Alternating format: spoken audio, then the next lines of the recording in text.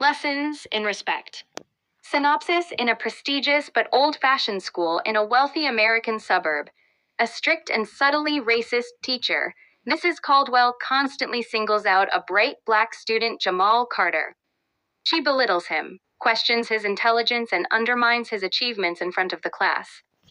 But when a parent-teacher conference brings Jamal's father into the room, Mrs. Caldwell is left speechless because his father is someone she never expected. Story. Jamal Carter was used to proving himself. He was one of the top students in his 7th grade class, excelling in math and science. But no matter how well he performed, his history teacher, Mrs. Caldwell, always found ways to diminish his efforts. "Jamal, are you sure you didn't get help with this assignment?" she asked one morning, holding up his perfectly written essay. "No, Mom. I did it myself," he replied, his voice steady but his hands clenched under the desk. She smirked. "I just find it interesting. You don't usually speak this well in class, but suddenly your writing is flawless." The class grew quiet. Some students looked away awkwardly, while others barely held back their snickers. Jamal swallowed his frustration. He had seen this pattern before. When he answered questions correctly, she doubted him. When he excelled, she questioned his integrity. It all came to a head when she accused him of cheating a test. "I'm sorry, but there's no way you scored higher than everyone else," she said. "I'll need to speak to your parents about this." Jamal simply nodded. "Okay." That Friday evening, the parent-teacher conference took place. Mrs. Caldwell sat smugly at her desk, waiting to dish out her subtle condescension. When Jamal walked in with his father, the color drained from her face. Standing beside Jamal was General Marcus Carter, a highly decorated and widely respected military officer.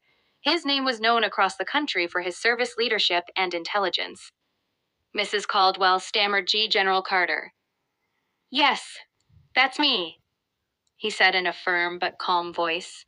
He glanced at Jamal, then back at her. "My son tells me you wanted to discuss his academic integrity." She swallowed hard, suddenly feeling small under his intense gaze. "Well, I simply wanted to ensure he was receiving the proper guidance in his studies," she said weakly, trying to regain composure. General Carter nodded. "That's good to hear, because I've reviewed his work myself, and I can guarantee you he's not only capable, but exceptional, which makes me wonder why he feels he's constantly being doubted in your class." Silent. Mrs. Caldwell's fingers trembled slightly as she fiddled with her pen. I never intended." General Carter leaned in slightly. "Mrs. Caldwell, I've faced many adversaries in my life. I know when someone is judging a person unfairly. I see it in battlefields and boardrooms, and apparently in classrooms." She looked down, ashamed, knowing she had been exposed. "I expect my son to be treated with the same respect as any other student," he continued. "Because if I can serve this country with honor, the least I expect is for my child to be educated without bias." Mrs. Caldwell nodded quickly, her face burning with embarrassment. "Of course, sir. I assure you there will be no more issues." Jamal looked up at his father, feeling an immense wave of pride. For once, Mrs. Caldwell had nothing to say. As they walked out, General Carter placed a hand on his son's shoulder. "Never let anyone make you feel less than you are. You are brilliant, Jamal.